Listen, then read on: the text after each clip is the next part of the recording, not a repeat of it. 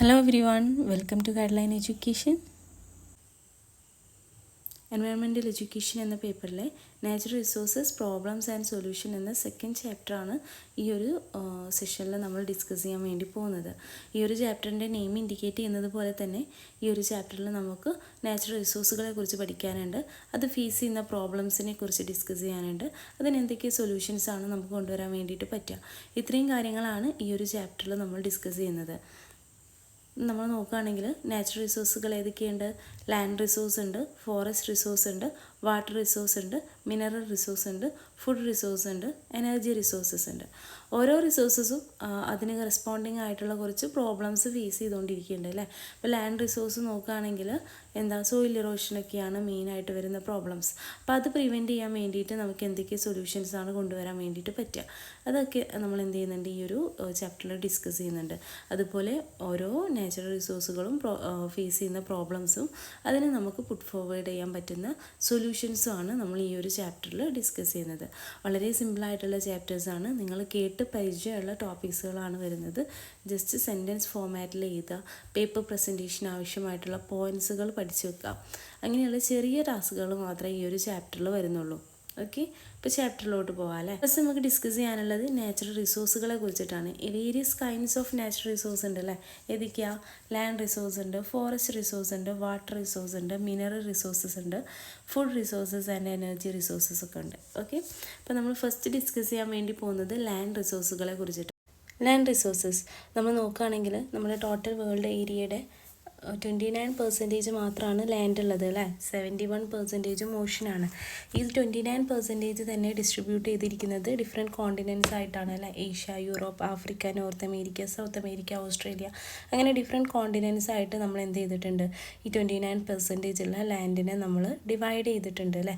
നമ്മൾ ഇന്ത്യയുടെ കേസ് നോക്കുകയാണെങ്കിൽ 2.4% ആണ് ഇന്ത്യ. വേൾഡ് ടോട്ടൽ ലാൻഡിലെ 2.4% ആണ് ഇന്ത്യ വരുന്നത്. ഏരിയ തന്നെ ഡിഫറെൻറ്റ് ഫോംസിലുണ്ട് അല്ലേ. Based on the height variation land ഏരിയനെ ലാൻഡ് സർഫസ് ഏരിയയെ നമുക്ക് എന്ത് ചെയ്യാം, ഡിഫറെൻറ്റ് പാർട്ടുകളായിട്ട് അല്ലെങ്കിൽ ഡിഫറെൻറ്റ് ഫോംസ് ആയിട്ട് നമുക്ക് ക്ലാസിഫൈ ചെയ്യാം. മൗണ്ടെയ്ൻസ് ഉണ്ട്, ഹിൽസ് ഉണ്ട്, പ്ലാറ്റിയേഴ്സ് ഉണ്ട്, പ്ലെയിൻസ് ഉണ്ട്, വാലീസ് ഉണ്ട് അല്ലേ. ജസ്റ്റ് ഒരു ഇമേജ് കൊടുത്തിട്ടുണ്ട് കേട്ടോ, നിങ്ങൾക്ക് എന്താണ് സംഭവം എന്ന് മനസ്സിലാവാൻ വേണ്ടിയിട്ട്. അറിയുന്ന കാര്യം തന്നെയാണ്, എന്നാലും ജസ്റ്റ് ഒന്ന് കൊടുത്തിട്ടുണ്ട് കേട്ടോ. അപ്പോൾ എർത്തിൻ്റെ ടോട്ടൽ സർഫസ് ഏരിയ നോക്കുകയാണെങ്കിൽ അതിൽ മൗണ്ടെയ്ൻസ് 25% ആണ്, പ്ലെയിൻസ് വരുന്നത് 45% ആണ്, പ്ലാറ്റിയേഴ്സ് വരുന്നത് 30% ആണ്.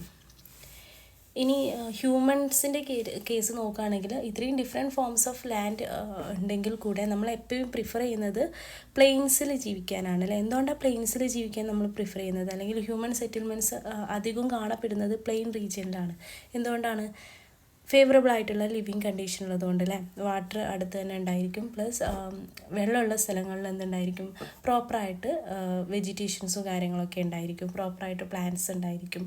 അപ്പോൾ മനുഷ്യന് ജീവിക്കാൻ ഒന്നുകൂടെ എളുപ്പമായിരിക്കും അല്ലേ. പിന്നെ അതുപോലെ ഫിഷിങ്, അങ്ങനെയുള്ള ഫുഡ്, നമ്മൾ സർവൈവലിന് ആവശ്യമായിട്ടുള്ള എല്ലാ കാര്യങ്ങളും ഈ ഒരു പ്ലെയിൻസ് റീജിയനിൽ ഉണ്ടായിരിക്കും. ഓക്കെ, ബാക്കിയുള്ള മൗണ്ടെയ്ൻസുകളിലൊക്കെ ജീവിക്കുന്നതിനെക്കാട്ടിലും ഒന്നുകൂടെ ഫേവറബിൾ ആയിട്ടുള്ള കണ്ടീഷൻസ് ഉണ്ടായിരിക്കുക പ്ലെയിൻ റീജിയനിലാണ്.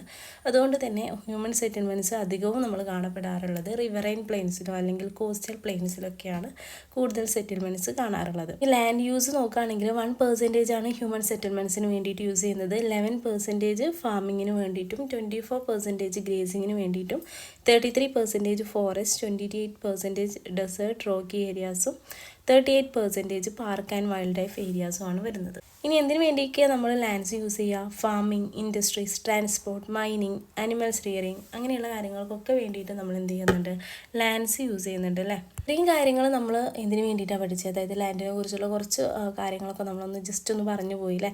എന്തിനു വേണ്ടിയിട്ടാണ് അത് നമ്മൾ പറയുന്നത്, എവിടെയാണ് നമ്മളത് എക്സാംസിൽ യൂസ് ചെയ്യുക. മെയിൻലി നമ്മൾ എക്സാം ഫോക്കസ് ചെയ്തിട്ടുള്ള ക്ലാസ്സുകളാണ് എന്ത് ചെയ്യുന്നത്, നമ്മൾ എടുക്കുന്നത്. അപ്പം എവിടെയായിരിക്കും നമ്മളത് എക്സാംസിൽ യൂസ് ചെയ്യുക?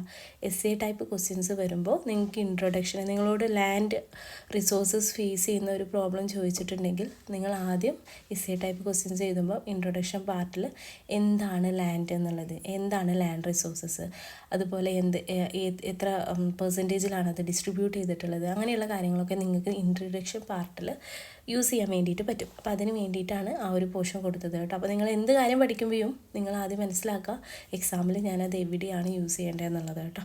അപ്പം ജസ്റ്റ് ഇൻട്രൊഡക്ഷൻ പാർട്ടിൽ എന്താണ് ലാൻഡ് റിസോഴ്സസ് എന്നുള്ളത് കൊടുത്തതിന് ശേഷം കണ്ടൻറ് പാർട്ടിലാണ് നിങ്ങൾ എന്ത് ചെയ്യേണ്ടത്, problems affecting land resources mention ചെയ്യേണ്ടത്. എന്താണോ ക്വസ്റ്റ്യൻസ് അതിലോട്ട് ഡയറക്റ്റായിട്ട് പോവാതെ നമ്മൾ എന്ത് ചെയ്യുക, ഇൻട്രൊഡക്ഷൻ പാർട്ടിൽ അതിൻ്റെ ഒരു ഇൻട്രോ കൊടുക്കുക.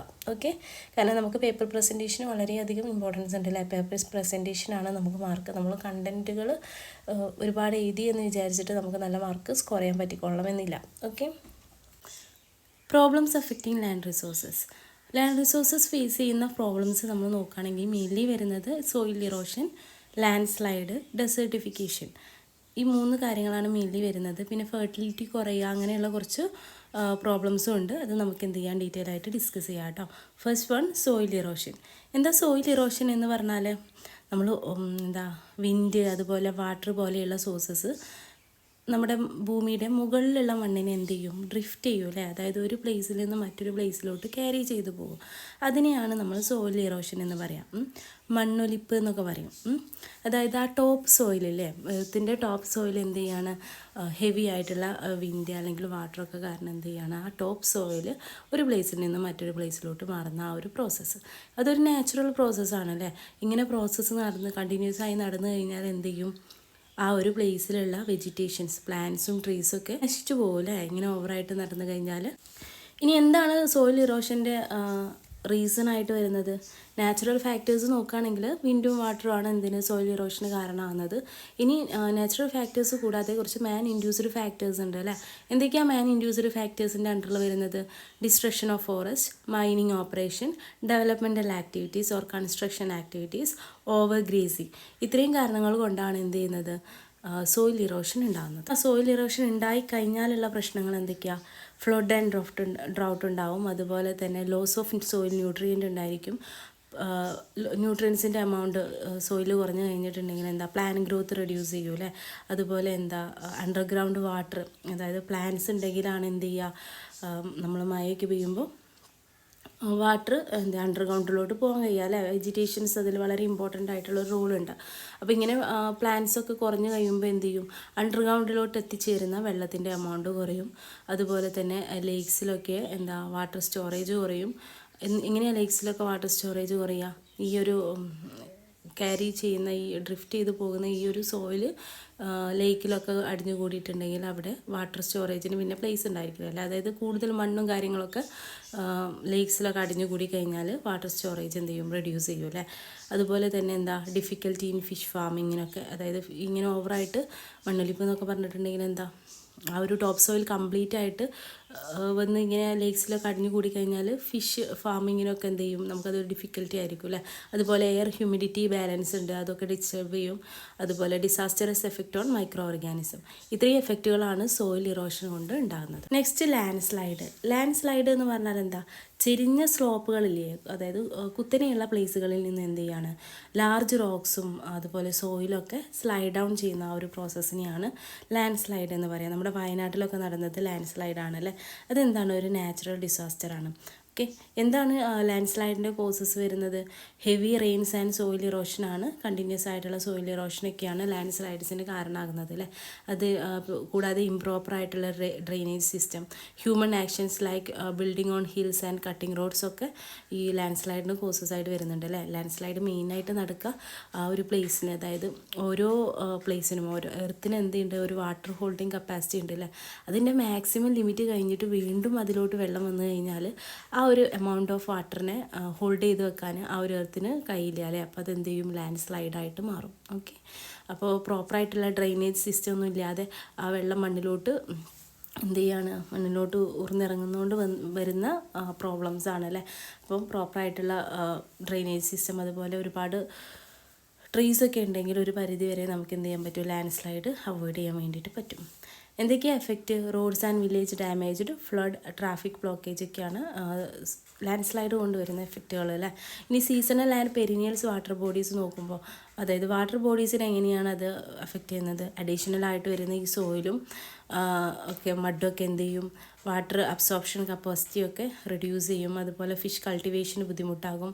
ഹൈഡ്രോളിക് മെഷീൻസ് അതുപോലെയുള്ള പമ്പിങ് മെഷീൻസൊക്കെ എന്ത് ചെയ്യും, റെസ്റ്റ് ചെയ്യൂലേ. കാരണം ഈ മഡിലും അതുപോലെ ഈ സോയിൽ വാട്ടറൊക്കെ ആയതുകൊണ്ട് അതെന്ത് ചെയ്യും, അങ്ങനെയുള്ള മെഷീൻസൊക്കെ റെസ്റ്റ് ചെയ്യാനുള്ള ചാൻസസും കൂടുതലാണ് അല്ലേ. എങ്ങനെയാണ് നമുക്കത് പ്രിവെൻറ്റ് ചെയ്യാൻ വേണ്ടിയിട്ട് പറ്റുക? നമ്മൾ സ്ട്രോങ് ആയിട്ടുള്ള വാൾസ് ബിൽഡ് ചെയ്തിട്ട് അതുപോലെ കനാൽസൊക്കെ ഈ വരുന്ന റെയിൻ വാട്ടറിനെ ഗൈഡ് ചെയ്യാൻ വേണ്ടിയിട്ട് നമുക്ക് കനാൽസൊക്കെ ഉണ്ടാക്കിയാൽ ഒരു പരിധി വരെ നമുക്ക് ലാൻഡ് സ്ലൈഡ് പ്രിവെൻറ്റ് ചെയ്യാൻ വേണ്ടിയിട്ട് പറ്റൂലേ. അതുപോലെ തന്നെ നമുക്ക് ഹിൽ സ്ലോപ്പുകൾ സ്ട്രെങ്തൻ ചെയ്യുന്നതിലൂടെയും നമുക്ക് എന്ത് ചെയ്യാം, ഈ ഒരു ലാൻഡ് സ്ലൈഡിനെ പ്രിവെൻറ്റ് ചെയ്യുക അല്ലെ. എങ്ങനെയാണ് സ്ട്രെങ്തൻ ചെയ്യുക? കോൺക്രീറ്റ് വാൾസ് എന്ത് ചെയ്യുക, നമ്മൾ ഹിൽ സ്ലോപ്പുകളിൽ മേക്ക് ചെയ്യാം. ജസ്റ്റ് ഒരു കൺക്ലൂഷൻ എന്നുള്ള ഫോർമാറ്റിൽ കൊടുത്തതാണ് കേട്ടോ. എസ്സേ ടൈപ്പ് ക്വസ്റ്റ്യൻസ് വരികയാണെങ്കിൽ നിങ്ങൾക്ക് ഈ ഒരു ഫോർമാറ്റിൽ നിങ്ങൾക്ക് എന്ത് ചെയ്യാം, നിങ്ങളുടെ എക്സാംസുകളിലും കൺക്ലൂഷൻ കൊടുക്കാം. മെയിൻലി ഒരു പാരഗ്രാഫായിട്ട് എഴുതുന്നതിന് പകരം ഇതുപോലെ എന്ത് ചെയ്യുക, സെൻറ്റൻസുകളായിട്ട് എഴുതുക കേട്ടോ. അപ്പോൾ ഒന്നുകൂടെ നിങ്ങൾക്ക് മാർക്ക് സ്കോർ ചെയ്യാൻ വേണ്ടിയിട്ട്.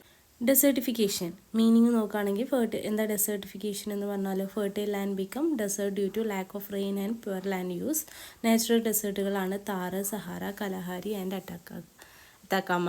മാൻമെയ്ഡ് കോസുകളുണ്ട് അല്ലേ, അതായത് മാൻ ക്രിയേറ്റ് ചെയ്യുന്ന ചില കാര്യങ്ങൾ കൊണ്ട് അല്ലെങ്കിൽ മാൻസിൻ്റെ ചില ആക്ടിവിറ്റീസ് ത്രൂ എന്ത് ചെയ്യുന്നുണ്ട്, ഡെസേർട്ടായിട്ട് ഫെർട്ടൈലായിട്ടുള്ള ലാൻഡുകൾ ഡെസേർട്ടായിട്ട് മാറുന്നുണ്ട്. എന്തൊക്കെയാണ് ആക്ടിവിറ്റീസിൽ വരുന്നത്? ട്രീസ് കട്ട് ചെയ്യുക, ഓവറായിട്ട് ഗ്രേസിങ് നടത്തുക, over use of ground water, mining, pollution, അതൊക്കെ എന്തിലോട്ട് നയിക്കുന്നുണ്ട്, ഡെസേർട്ടിഫിക്കേഷനിലോട്ട് നയിക്കുന്നുണ്ട്. ഇനി നെക്സ്റ്റ് നമുക്ക് ഡിസ്കസ് ചെയ്യാനുള്ള പോയിൻ്റാണ് സോയിൽ ഫെർട്ടിലിറ്റി. സോയിൽ ഫെർട്ടിലിറ്റി എന്ന് പറഞ്ഞിട്ടുണ്ടെങ്കിൽ എന്താ, നമ്മുടെ പ്ലാന്റ്സിന് ആവശ്യമായിട്ടുള്ള ന്യൂട്രിയൻസ് ഒക്കെ പ്രൊവൈഡ് ചെയ്യാനുള്ള സോയിലിൻ്റെ എബിലിറ്റിയാണ് നമ്മൾ സോയിൽ ഫെർട്ടിലിറ്റി എന്ന് പറയാം. അപ്പോൾ നമ്മൾ നല്ലൊരു സോയിലാണെന്നുണ്ടെങ്കിൽ എന്തുണ്ടായിരിക്കും, ആ ഒരു സോയിലിൽ മിനറൽസ് ഉണ്ടായിരിക്കും, എയർ ഉണ്ടായിരിക്കും, വാട്ടർ ഉണ്ടായിരിക്കും, ഓർഗാനിക് മാറ്റർ ഉണ്ടായിരിക്കും. അത് പ്ലാന്റ് ഗ്രോത്തിനെ സപ്പോർട്ട് ചെയ്യുന്നുണ്ടായിരിക്കും അല്ലേ. ഇനി ഡിഗ്രഡേഷൻ ഓഫ് സോയിൽ ഫെർട്ടിലിറ്റി എന്ന് പറഞ്ഞിട്ടുണ്ടെങ്കിൽ എന്താ, സോയിലിൻ്റെ ഫെർട്ടിലിറ്റി ഡിക്രീസ് ചെയ്യുന്നതിനെയാണ് നമ്മൾ ഡിഗ്രഡേഷൻ എന്ന് പറയുന്നത് അല്ലേ. അപ്പോൾ ലാൻഡ് ഡിഗ്രഡേഷൻ അല്ലെങ്കിൽ സോയിൽ ഫെർട്ടിലിറ്റി ഡിഗ്രേഡ് ചെയ്യാനുള്ള കാരണങ്ങൾ എന്തൊക്കെയാണ് വരുന്നത്? സോയിൽ ഇറോഷൻ ഉണ്ട് അല്ലേ. സോയിൽ ഇറോഷൻ എങ്ങനെയാണ് ലാൻഡ് ഡിഗ്രഡേഷനിന് കാരണമാകുന്നത്? അത് ന്യൂട്രിയൻസിനെ റിമൂവ് ചെയ്യുന്നുണ്ട് അല്ലേ. സോയിലിൻ്റെ അപ്പർ പാർട്ടുകൾ ഡ്രിഫ്റ്റ് ചെയ്തുകൊണ്ട് തന്നെ ന്യൂട്രിയൻസിനെ എന്ത് ചെയ്യും, റിമൂവ് ചെയ്യും അല്ലേ. അതുപോലെ ഫ്ലഡ് ആൻഡ് വാട്ടർ ലോഗിങ്ങും ലാൻഡ് ഡിഗ്രഡേഷന് റീസൺ ആവുന്നുണ്ട്, കോസ് ആവുന്നുണ്ട്. എന്താ കാരണം? അത് മിനറൽസിനെ എന്ത് ചെയ്യും, വാഷ് അവേ ചെയ്യൂലേ. കെമിക്കൽ ഫെർട്ടിലൈസേഴ്സിൻ്റെ യൂസും ലാൻഡ് ഡിഗ്രഡേഷന് കാരണമാകുന്നുണ്ട് അല്ലേ. അതെങ്ങനെയാണ് അഫക്റ്റ് ചെയ്യുന്നത്? യൂസ്ഫുൾ ആയിട്ടുള്ള മൈക്രോബ്സിനെ കില്ല് ചെയ്യുകയും അതുപോലെ സോയിലിൻ്റെ സാലിനിറ്റി ഇൻക്രീസ് ചെയ്യുകയും ചെയ്യുന്നുണ്ട് അല്ലേ. അതുപോലെ ക്രോപ്പ് റൊട്ടേഷൻ ഇല്ല എങ്കിലും ലാൻഡ് ഡിഗ്രേഡ് ചെയ്ത് പോകാനുള്ള, അതായത് ലാൻഡിൻ്റെ ഫെർട്ടിലിറ്റി നഷ്ടപ്പെടാനുള്ള ചാൻസസ് ഉണ്ട്.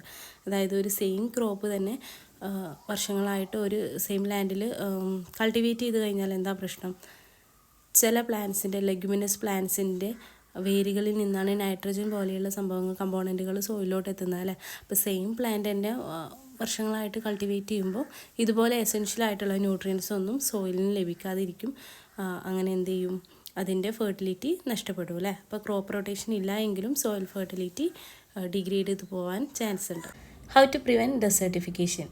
ഡെസേർട്ടിൻ്റെ ബോർഡറുകളിൽ ഡ്രൗട്ട് റെസിസ്റ്റൻറ്റ് പ്ലാന്റ്സ്, സീറോഫൈറ്റ് പോലെയുള്ള ഡ്രൗട്ട് റെസിസ്റ്റൻറ്റ് പ്ലാന്റ്സ് ഗ്രോ ചെയ്യിപ്പിക്കുന്നതിലൂടെ ഒരു പരിധിവരെ ഡെസേർട്ട് എക്സ്പാൻഡ് ചെയ്യുന്നത് നമുക്ക് പ്രിവെൻറ്റ് ചെയ്യാൻ വേണ്ടിയിട്ട് പറ്റും. ഓൾറെഡി ഡെസേർട്ട് ആയിട്ടുള്ള ഒരു ലാൻഡ്, അതിന് തൊട്ടടുത്ത് ഒരു ഫെർട്ടൈൽ ലാൻഡ് ഉണ്ടെന്ന് വിചാരിക്കാം. കാലങ്ങൾ കൊണ്ട് ഈ ഒരു ഫെർട്ടൈൽ ലാൻഡും ഡെസേർട്ടായി മാറാനുള്ള ചാൻസസ് കൂടുതലാണ് അല്ലേ. അപ്പോൾ അത് പ്രിവെൻറ്റ് ചെയ്യാൻ വേണ്ടിയിട്ട് നമുക്ക് എന്ത് ചെയ്യാം, ബോർഡർ ഏരിയാസിൽ സീറോഫൈറ്റ് പോലെയുള്ള ഡ്രൗട്ട് റെസിസ്റ്റൻറ്റ് പ്ലാന്റ്സുകൾ ഗ്രോ ചെയ്യിപ്പിക്കാം. അപ്പോൾ അതിന് രണ്ടിനിടയിൽ ഒരു ബോർഡർ പോലെ നിൽക്കും. ഫർദർ ഡെസേർട്ടിഫിക്കേഷൻ അത് എന്ത് ചെയ്യും, പ്രിവെൻറ്റ് ചെയ്യും. അതുപോലെ തന്നെ ഡ്രിപ്പ് ഇറിഗേഷൻ അല്ലേ, use of drip irrigation through നമുക്ക് എന്ത് ചെയ്യാം, ഡെസേർട്ടിഫിക്കേഷൻ പ്രിവെൻറ്റ് ചെയ്യാം. നെക്സ്റ്റ് വരുന്നത് കൺസർവേഷൻ ഓഫ് സോയിലാണ്. കൺസർവേഷൻ എന്ന് പറഞ്ഞിട്ടുണ്ടെങ്കിൽ എന്താ, prevention of wasting natural resources ആണ് അല്ലേ. സോയിൽ കൺസർവേഷൻ എന്ന് പറഞ്ഞാൽ the prevention of wastage of soils and depletion of earth. എങ്ങനെയാണ് നമുക്ക് സോയിലിനെ കൺസർവ് ചെയ്യാൻ വേണ്ടിയിട്ട് പറ്റുക? നമുക്ക് റീഫോറസ്റ്റേഷൻ പറ്റും അല്ലേ. റീഫോറസ്റ്റേഷൻ എന്ന് പറഞ്ഞിട്ടുണ്ടെങ്കിൽ എന്താ, planting trees to stop erosion prevent ചെയ്യാൻ വേണ്ടിയിട്ട് നമുക്ക് എന്ത് ചെയ്യാം, റീഫോറസ്റ്റേഷൻ ചെയ്യാം അല്ലേ. അതായത് പെട്ടെന്ന് വളരുന്ന പ്ലാന്റ്സുകളിലെ സ്പീഷീസ് ലൈക്ക് സക്കാരോമുഞ്ചോ, സയനോഡോൺ, ഡാക്ടിലിയോൺ, അങ്ങനെയുള്ള പെട്ടെന്ന് ഡെസേർട്ട് ഏരിയാസുകളിൽ റെക്കമെൻഡ് ചെയ്യുന്ന പെട്ടെന്ന് വളരുന്ന പ്ലാന്റ്സുകൾ നമുക്ക് എന്ത് ചെയ്യാം, പ്ലാന്റ്സുകൾ പ്ലാന്റ് ചെയ്യുന്നതിലൂടെ നമുക്ക് റീഫോറസ്റ്റേഷൻ ത്രൂ നമുക്ക് സോയിൽ കൺസർവേഷൻ ചെയ്യാം അല്ലേ. അതുപോലെ തന്നെ അഗ്രോണോമിക്കൽ മെത്തേഡ്സ് നമുക്ക് യൂസ് ചെയ്യാം. അഗ്രോണോമിക് മെത്തേഡ്സ് എന്ന് പറഞ്ഞാൽ ഡിഫറെൻറ്റ് ടൈപ്സ് ഉണ്ട്. കോണ്ടോർ പ്ലൗട്ടിംഗ് ഉണ്ട്. കോണ്ടോർ പ്ലൗട്ടിംഗ് എന്ന് പറഞ്ഞാൽ സ്ലോപ്സ് ഏരിയാസുകളിൽ വാട്ടർ ഓവറായിട്ട് റൺ ഓഫ് ചെയ്യുന്നത് പ്രിവെൻറ്റ് ചെയ്യാൻ വേണ്ടിയിട്ട് നമുക്ക് എന്ത് ചെയ്യാം, സ്ലോപ്സുകളിൽ കോണ്ടോർ ഫാമിങ് നടത്താം. കോണ്ടോർ ഫാമിംഗ് എന്ന് പറഞ്ഞാൽ തട്ടായിട്ട് ഇങ്ങനെ എന്ത് ചെയ്യുക, സ്ലോപ്സിനെ ഡിവൈഡ് ചെയ്തിട്ട് അതിൽ പ്ലാന്റിങ് ചെയ്യാം. ഇതാണ് കോണ്ടോർ പ്ലാന്റിങ് അല്ലെങ്കിൽ കോണ്ടോർ പ്ലൗട്ടിങ് എന്നൊക്കെ പറയും. അതുപോലെ തന്നെ കോണ്ടോർ ഫറോയിങ് വേറൊരു മെത്തേഡാണ്. ഇങ്ങനെ എന്ത് ചെയ്യുക, തട്ടായിട്ട് മാറ്റുന്നതിന് പകരമായിട്ട് ഫറോസ് മെയ്ഡ് ചെയ്യുക 2 പ്ലേസിനിടയിൽ. അപ്പോൾ എന്ത് ചെയ്യും, വാട്ടറിന് റൺ ഓഫിനുള്ള ഒരു കനാൽസ് പോലെ നിൽക്കൂലേ. അപ്പോൾ അതും എന്ത് ചെയ്യും, ഈ ഒരു നമുക്ക് ലാൻഡ് സ്ലൈഡ് പോലെയുള്ള പ്രോബ്ലംസ് ഇല്ലാണ്ടാക്കാൻ വേണ്ടിയിട്ട് ഹെൽപ്പ് ചെയ്യും. സ്ട്രിപ്പ് ക്രോപ്പിംഗ് ആണ് അടുത്തതായിട്ടുള്ള മെത്തേഡ്. ഓൾട്ടർനേറ്റീവായിട്ട് എന്ത് ചെയ്യുക, ക്രോപ്സിൻ്റെ സ്ട്രിപ്സ് നമ്മൾ എന്ത് ചെയ്യുക, പ്ലാന്റ് ചെയ്യുക. അതിലൂടെ സോയിലിനെയൊക്കെ ഹോൾഡ് ചെയ്ത് നിൽക്കില്ല. ഇങ്ങനെയുള്ള സ്ട്രിപ്പ് പ്ലാന്റിങ്സുകളൊക്കെ എന്ത് ചെയ്യും, സോയിലിനൊന്നുകൂടെ ഹോൾഡ് ചെയ്യാൻ വേണ്ടിയിട്ട് ഹെൽപ്പ് ചെയ്യും. നെക്സ്റ്റ് മുൾച്ചിങ് എന്ന് പറഞ്ഞ മെത്തേഡാണ്. Use of organic matter plants and animals are not burned but after decomposition used as humus. അതെന്താ ചെയ്യുന്നത്, മുൾച്ചിങ് എന്ന് പറഞ്ഞാൽ ഡീകമ്പോസ്ഡ് ആയിട്ടുള്ള ഓർഗാനിക് മാറ്റേഴ്സ് ഉണ്ടല്ലോ, പ്ലാന്റ്സൊക്കെ നമ്മൾ ഈ തടയിടുക എന്നൊക്കെ പറയില്ലേ, ആ ഒരു സംഭവം തന്നെയാണ് മുൾച്ചിങ് എന്ന് പറഞ്ഞാൽ. അതായത് പ്ലാന്റ്സിൻ്റെയും അതിൻ്റെയൊക്കെ ഇത് കത്തിക്കുന്നതിന് പകരമായിട്ട് നമ്മൾ എന്ത് ചെയ്യാം, ഈ ഇതിനൊരു ഫെർട്ടിലൈസറായിട്ട് യൂസ് ചെയ്യാന്നുള്ളതാണ്. നെക്സ്റ്റ് വരുന്നത് ലേ ഫാമിംഗ് ആണ്. ലേ ഫാമിംഗ് അല്ലെങ്കിൽ ക്രോപ്പ് ഗ്രാസ് റൊട്ടേഷൻ എന്ന് പറയും. സോയിൽ ഇറേഷനെ പ്രിവെൻറ്റ് ചെയ്യാനും വാട്ടറിനെ ഹോൾഡ് ചെയ്യാനൊക്കെ എന്ത് ചെയ്യുന്നുണ്ട്, ഈ ഒരു ലേ ഫാമിംഗ് ത്രൂ നമുക്ക് സാധിക്കും. നെക്സ്റ്റ് വരുന്നത് terracing. Create flat areas on slopes to reduce water flow. Dams create ചെയ്യാം. അപ്പോൾ എന്ത് ചെയ്യും, ഫ്ലഡും അതുപോലെ ഫെർട്ടൈൽ സോയിലിനെയൊക്കെ സേവ് ചെയ്യാനൊക്കെ ഡാംസ് ഹെൽപ്പ് ചെയ്യും. Controlled grazing, over grazing stop ചെയ്തിട്ട് കൺട്രോൾഡ് ആയിട്ടുള്ള ലെവലിൽ നമുക്ക് ഗ്രേസിങ് നടക്കാം. അതുപോലെ ഇംപ്രൂവ് സോയിൽ ഫെർട്ടിലിറ്റി. ഇത് ത്രൂ ഒക്കെ നമുക്ക് ഡെസേർട്ടിഫിക്കേഷൻ പ്രിവെൻറ്റ് ചെയ്യാൻ വേണ്ടിയിട്ട് പറ്റും. നെക്സ്റ്റ് വരുന്നത് ഫോറസ്റ്റ് റിസോഴ്സസ് ആണ്. The word forest comes from Latin foris, meaning outside. Forests are natural, self-sustaining areas full of trees and plants. They contain 90% of land-based life and covers 40% of earth land. In India, forests cover 63.85 million hectares. India has 4 major types and 16 subtypes of forests. Forests provide 40% of energy needs of people and 30% food needs for cattle. Okay, just ഒരു introduction പാർട്ടിൽ നിങ്ങൾക്ക് use ചെയ്യാൻ പറ്റുന്ന കാര്യങ്ങളൊന്ന് point ആക്കിയിട്ട് എഴുതിയതാണ്. ഇനി ഫോറസ്റ്റിൻ്റെ uses എങ്ങനെയാണ്, ഡയറക്റ്റ് യൂസും ഇൻഡയറക്റ്റ് യൂസും ഉണ്ട് അല്ലേ. ഡയറക്റ്റ് യൂസ് ഏതൊക്കെയാണ്, നമുക്ക് ഫയർവുഡ് തരുന്നുണ്ട്, ടിമ്പർ തരുന്നുണ്ട്, യൂസ്ഫുൾ ആയിട്ടുള്ള ഐറ്റംസ് പ്രൊഡ്യൂസ് ചെയ്യാനായിട്ടുള്ള റോ മെറ്റീരിയൽസ് പ്രൊവൈഡ് ചെയ്യുന്നുണ്ട് അല്ലേ. പേപ്പർ, ക്ലോത്ത്, മാറ്റ്സ്റ്റിക്ക് പോലെൻ്റെയൊക്കെ റോ മെറ്റീരിയൽസ് എന്താണ്, ട്രീസ് ആണ് അല്ലേ. അതുപോലെ ഗീവ് ഫുഡ് പ്രൊവൈഡ് ചെയ്യുന്നുണ്ട്, നമുക്ക് സ്പൈസസ് പ്രൊവൈഡ് ചെയ്യുന്നുണ്ട്. ഡൈയിങ് ഇൻഡസ്ട്രീസിൽ ഗമ്മ്, റബ്ബർ, അതൊക്കെ ഡൈയിങ് ഇൻഡസ്ട്രീസിലുള്ള മെറ്റീരിയൽസ് ആണ് അല്ലേ. അതൊക്കെ നമുക്ക് ട്രീസിൽ നിന്നാണ് ഒബ്റ്റെയിൻ ചെയ്യാൻ പറ്റുന്നത്. ഓക്കെ, അപ്പോൾ ഇതൊക്കെയാണ് ഡയറക്റ്റായിട്ട് നമ്മൾ ഫോറസ്റ്റ് റിസോഴ്സസ് യൂസ് ചെയ്യുന്നത് അല്ലേ. ഇനി ഇൻഡയറക്റ്റ് ആയിട്ടുള്ള കുറച്ച് യൂസസ് കൂടെ ഉണ്ട് ഫോറസ്റ്റിന്. എന്തൊക്കെയാണ്, സോയിൽ ഇറോഷൻ പ്രിവെൻറ്റ് ചെയ്യുന്നുണ്ട് അല്ലേ. അതുപോലെ ടെമ്പറേച്ചർ കൺട്രോൾ ചെയ്യുന്നുണ്ട്, ഹ്യൂമിഡിറ്റി ഇൻക്രീസ് ചെയ്യുന്നുണ്ട്, റെയിൻഫോളൊക്കെ എന്ത് ചെയ്യുക, കൺട്രോൾ ചെയ്യാൻ വേണ്ടിയിട്ട് പ്രോപ്പറായിട്ടുള്ള റെയിൻഫോളൊക്കെ പ്രൊവൈഡ് ചെയ്യാനൊക്കെ ഫോറസ്റ്റ് ഇൻഡയറക്റ്റ് ആയിട്ട് ഹെൽപ്പ് ചെയ്യുന്നുണ്ട് അല്ലേ. അതുപോലെ നമ്മുടെ അറ്റ്മോസ്ഫിയറിലുള്ള പൊല്യൂട്ടൻറ്റിനെയും അതുപോലെ കാർബൺ ഡൈ ഓക്സൈഡിനെയൊക്കെ അബ്സോർബ് ചെയ്യുന്നുണ്ട്. അതുപോലെ ഷെൽട്ടർ, ഫുഡൊക്കെ നമുക്ക് പ്രൊവൈഡ് ചെയ്യുന്നുണ്ട്. നമ്മുടെ റെയിൻ വാട്ടർ സോയിലിൽ സ്റ്റോർ ചെയ്യാനും അതുപോലെ ഗ്രൗണ്ട് വാട്ടർ സപ്ലൈ ഇൻക്രീസ് ചെയ്യാനൊക്കെ എന്ത് ചെയ്യുന്നുണ്ട്, ഫോറസ്റ്റുകൾ നമ്മളെ ഹെൽപ്പ് ചെയ്യുന്നുണ്ട്. ഇനി നമുക്ക് നോക്കാനുള്ളത് ഡീഫോറസ്റ്റേഷൻ എന്ന പാർട്ടാണ്. എന്താണ് deforestation? Deforestation means cutting and clearing forest for various human activities. അതിൻ്റെ മെയിനായിട്ട് വരുന്ന കോസസ് എന്തൊക്കെയാണ്, സിറ്റി എക്സ്പാൻഷൻ, ഡാംസ്, റോഡ്, അതുപോലെയുള്ള ഡെവലപ്മെൻറ്റൽ പ്രൊജക്റ്റ്, കൾട്ടിവേഷൻ ഷിഫ്റ്റിങ്, അതുപോലെ industries use of foods, mining, fuel wood collection, over grazing, forest fires ഒക്കെയാണ് മെയിനായിട്ട് ഡീഫോറസ്റ്റേഷന് കാരണമായി മാറുന്നത്. ഓക്കെ, ജസ്റ്റ് നിങ്ങൾക്ക് ഇൻട്രൊഡക്ഷൻ പാർട്ടിൽ യൂസ് ചെയ്യാൻ പറ്റുന്ന ടൈപ്പ് പോയിൻറ്റ്സുകളാണ് കേട്ടോ. ഒന്ന് വായിച്ചു നോക്കാം. എന്തുകൊണ്ടാണ് ഡീഫോറസ്റ്റേഷൻ ഹാപ്പൻ ചെയ്യുന്നത്, എന്തുകൊണ്ടാണ് ഈ ഡീഫോറസ്റ്റേഷൻ ഇപ്പോൾ കൂടി വരുന്നത്? റാപ്പിഡായിട്ടുള്ള പോപ്പുലേഷൻ ഗ്രോത്ത്, അതുപോലെ ഫാമിങ്ങിന് കൊമേഴ്ഷ്യൽ ക്രോപ്സിനൊക്കെ ലാൻഡ് ആവശ്യമുള്ളപ്പോൾ നമ്മൾ എന്ത് ചെയ്യും, ഡീഫോറസ്റ്റേഷൻ ചെയ്യും അല്ലേ. ആ ഒരു പ്ലേസിലുള്ള ട്രീസൊക്കെ കട്ട് ചെയ്തിട്ട് നമ്മളുടെ കൊമേഴ്ഷ്യൽ ക്രോപ്സുകൾ വളർത്താനും ഫാമിങ്ങിനൊക്കെ വേണ്ടിയിട്ട് ലാൻഡ്സ് യൂസ് ചെയ്യുന്നുണ്ട് അല്ലേ. അതുപോലെ കൺസ്ട്രക്ഷൻ പർപ്പസിന്, ഗ്രേസിങ്ങിന്, ഫോറസ്റ്റ് ഫയേഴ്സ് ഒക്കെ എന്ത് ചെയ്യുന്നുണ്ട്, ഡിഫോറസ്റ്റേഷന് കാരണമാകുന്നുണ്ട്. ഇനി എങ്ങനെയാണ് നമുക്ക് ഡിഫോറസ്റ്റേഷൻ പ്രിവെൻറ്റ് ചെയ്യാൻ പറ്റുക, അല്ലെങ്കിൽ സ്റ്റോപ്പ് ചെയ്യാൻ വേണ്ടിയിട്ട് പറ്റുക? How to stop deforestation? Deforestation mainly നടക്കുന്നത് നമ്മൾ ഒരുപാട് ലോസും കാര്യങ്ങളൊക്കെ ഉണ്ട് അല്ലേ. ഡിഫോറസ്റ്റേഷൻ അവോയ്ഡ് ചെയ്യാൻ വേണ്ടിയിട്ട് ഒരുപാട് ലോസ് ഉണ്ട്. ബട്ട് യാഥാർത്ഥ്യം എന്താണെന്ന് വെച്ചാൽ അതൊരു പരിധി വരെ നടപ്പിലാകുന്നില്ല എന്നാലേ. എന്തുകൊണ്ടാണ്? പൊളിറ്റിക്കൽ പാർട്ടീസിൻ്റെ ഇൻ്റർഫറൻസ് ആണ് അല്ലേ. അപ്പോൾ ഇങ്ങനെയുള്ള പൊളിറ്റിക്കൽ പാർട്ടീസിൻ്റെ ഇൻ്റർഫറൻസൊക്കെ അവോയ്ഡ് ചെയ്യാം. ഫോറസ്റ്റ് ലോസുകളിലൊക്കെ ഇങ്ങനെയുള്ള കൈക്കടത്തലുകളൊക്കെ അവോയ്ഡ് ചെയ്യാം. അതുപോലെ തന്നെ ഇൻ കേസ് എന്തെങ്കിലും ഇല്ലീഗലായിട്ട് ഡിഫോറസ്റ്റേഷൻ നടന്നിട്ടുണ്ടെങ്കിൽ സ്ട്രിക്റ്റ് ആയിട്ടുള്ള പണിഷ്മെൻറ്റുകൾ കൊടുക്കുക. അതുപോലെ ഡിപ്പാർട്ട്മെൻറ്റ്സുകൾ ഇങ്ങനെയുള്ള ലാൻഡ് ഡിസ്പ്യൂട്ടുകളൊക്കെ, അതായത് ലാൻഡ് ഏരിയ ആയിട്ട് റിലേറ്റ് ചെയ്തിട്ടുള്ള തർക്കങ്ങൾ കാര്യങ്ങളൊക്കെ പെട്ടെന്ന് തന്നെ പരിഹരിക്കാൻ ആവശ്യമായിട്ടുള്ള ഒരു കോർഡിനേഷൻ എമംഗ് ഡിപ്പാർട്ട്മെൻറ്റ്സ് നടപ്പിലാക്കുക. അതുപോലെ ഓഫീസേഴ്സിനെ ഫോറസ്റ്റിനെ പ്രൊട്ടക്റ്റ് ചെയ്യുന്നതുമായിട്ട് അവരെ മോട്ടിവേറ്റ് ചെയ്യിപ്പിക്കുക. അങ്ങനെയുള്ള കാര്യങ്ങളിലൂടെ നമുക്കൊരു പരിധി വരെ ഡിഫോറസ്റ്റേഷൻ സ്റ്റോപ്പ് ചെയ്യാൻ വേണ്ടിയിട്ട് പറ്റും. പ്രോപ്പറായിട്ടുള്ള ലോസും കാര്യങ്ങളൊക്കെ നമുക്കുണ്ടെങ്കിൽ കൂടെ ഡിഫോറസ്റ്റേഷൻ ഇപ്പോഴും നടന്നുകൊണ്ടിരിക്കുന്നുണ്ടല്ലേ. ഇതിങ്ങനെ പൊളിറ്റിക്കൽ പാർട്ടീസിൻ്റെ പ്രോപ്പറായിട്ടുള്ള ഇൻ്റർഫറൻസ് മൂലമാണ് ഇങ്ങനെ നടക്കുന്നത്. അപ്പോൾ അതൊക്കെ മാക്സിമം അവോയ്ഡ് ചെയ്യുന്നതിലൂടെ നമുക്ക് എന്ത് ചെയ്യാൻ പറ്റും, പ്രോപ്പറായിട്ടുള്ള ഒരു ലോ നമുക്കുണ്ട്, അത് പ്രോപ്പറായിട്ട് നടപ്പിലാക്കുന്നതിലൂടെ നമുക്ക് ഡിഫോറസ്റ്റേഷൻ പ്രിവെൻറ്റ് ചെയ്യാൻ വേണ്ടിയിട്ട് പറ്റും. നെക്സ്റ്റ് വരുന്നത് അഫോറസ്റ്റേഷനാണ്. അഫോറസ്റ്റേഷൻ എന്ന് പറഞ്ഞാൽ ഓൾറെഡി ഫോറസ്റ്റ് അല്ലാതെ ഇരുന്ന ഒരു ഏരിയ, നോർമൽ ലാൻഡ് ആയിരുന്ന ഒരു ഏരിയയിൽ നമ്മൾ ഫോറസ്റ്റ് ഉണ്ടാക്കിയെടുക്കുന്നതിനെയാണ് അഫോറസ്റ്റേഷൻ എന്ന് പറയാം. റീഫോറസ്റ്റേഷൻ എന്ന് പറഞ്ഞാൽ എന്താ, അവിടെ ആദ്യം ഫോറസ്റ്റ് ആയിരുന്നു അല്ലേ, പിന്നെ എന്തൊക്കെയോ കാരണങ്ങൾ കൊണ്ട് അത് എന്ത് ചെയ്തു, ആ ഫോറസ്റ്റ് ഇല്ലാതെയായി. അങ്ങനെയുള്ള പ്ലേസുകളിൽ വീണ്ടും നമ്മൾ പ്ലാന്റ് ഒക്കെ റീഗ്രോ ചെയ്തിട്ട് അതിനെ ഫോറസ്റ്റ് ആക്കി മാറ്റുന്നതാണ് റീഫോറസ്റ്റേഷൻ. ഡിഫറൻസ് മനസ്സിലായി എന്ന് വിചാരിക്കുന്നു. അഫോറസ്റ്റേഷൻ ആദ്യം അതൊരു ഫോറസ്റ്റ് ലാൻഡ് അല്ല, പക്ഷേ നമ്മൾ എന്ത് ചെയ്യാണ്, അവിടെ ഫോറസ്റ്റ് ലാൻഡാക്കി മാറ്റിയെടുക്കുന്ന പ്രോസസ്സാണ് അഫോറസ്റ്റേഷൻ. ഓക്കെ, ഇനി പോളിസീസ് ഉണ്ട്, ഒരുപാട് പോളിസീസ് ഈ ഫോറസ്റ്റ് ആയിട്ട് റിലേറ്റ് ചെയ്തിട്ടുള്ള കുറച്ച് പോളിസീസ് ഉണ്ട്. ജസ്റ്റ് ഒന്ന് വായിച്ച് നോക്കാം കേട്ടോ. നെക്സ്റ്റ് ഡിസ്കസ് ചെയ്യാനുള്ളത് വാട്ടർ റിസോഴ്സുകളെ കുറിച്ചിട്ടാണ്. Water is a most important natural resources. We depend on water for irrigation, industry, domestic needs, drinking purpose, for sanitation and disposal of waste. 70% of earth is covered by water and is why it is called blue planet. നമ്മൾ പറഞ്ഞു തന്നെ first land resources നോക്കിയ സമയത്ത് 71% എന്ത് തന്നെയാണ്, വാട്ടറാണ് അല്ലേ, ഓഷ്യൻസൊക്കെയാണ്. Okay, അപ്പോൾ അതുകൊണ്ടാണ് നമ്മുടെ എർത്തിനെ ബ്ലൂ പ്ലാനറ്റ് എന്ന് പറയുന്നത്. 2.5 ഓഫ് ദ വേൾഡ് വാട്ടർ മാത്രമേ എന്തുള്ളൂ, ഫ്രഷ് വാട്ടർ ഉള്ളൂ. 97.5% ഓഷ്യനാണ്. 0.3% മാത്രമാണ് നമുക്ക് എന്ത് ചെയ്യുക, റിവേഴ്സ്, ലേക്സ്, റിസർവോയ്സിൽ നിന്നൊക്കെ അവൈലബിൾ ആയിട്ടുള്ളത്.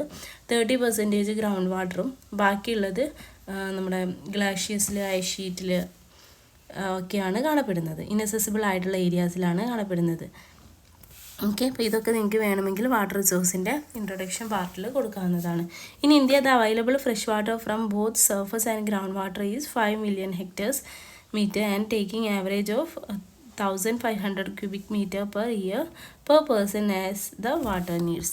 ഓക്കെ, അപ്പോൾ ഈ ഒരു ഫോർമാറ്റിൽ സെൻറ്റൻസായി എഴുതാൻ താല്പര്യമുള്ളവർക്ക് ഈ ഒരു ഫോർമാറ്റ് യൂസ് ചെയ്യാം. അതല്ല പാരഗ്രാഫായിട്ട് എഴുതാൻ താല്പര്യമുള്ളവർക്ക് ഈ ഒരു ഫോർമാറ്റിൽ ചെയ്യാം.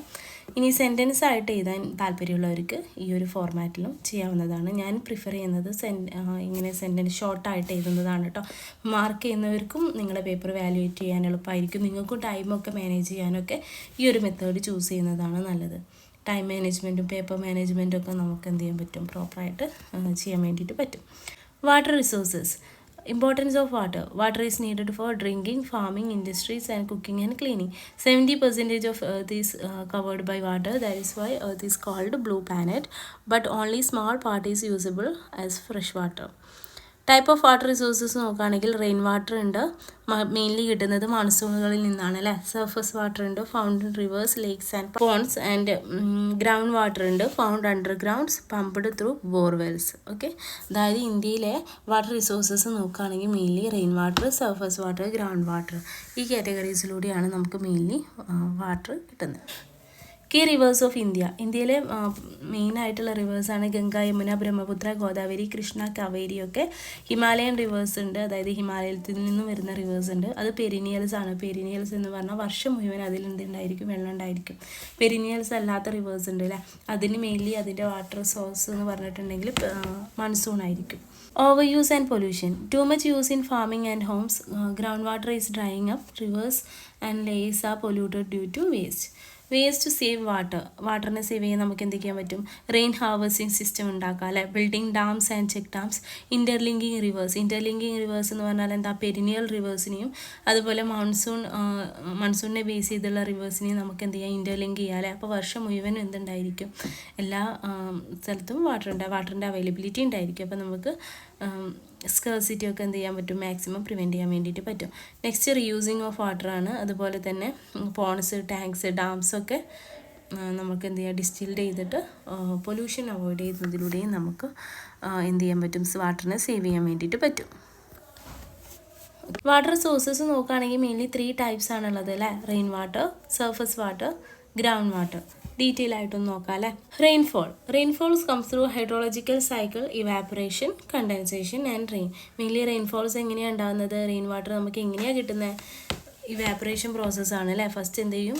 നമ്മുടെ പോൺസിലും അത് റിവേഴ്സിലൊക്കെയുള്ള വെള്ളം ഇവാപ്പറേറ്റ് ചെയ്യും. എന്നിട്ടത് സ്കൈയിലെത്തി കഴിഞ്ഞാൽ കണ്ടൻസ് ചെയ്യും അല്ലേ. മേഘങ്ങൾക്കിടയിൽ കണ്ടൻസേഷൻ നടക്കും. എന്നിട്ടത് റെയിനായിട്ട് വരികയാണ് ചെയ്യുന്നത് അല്ലേ.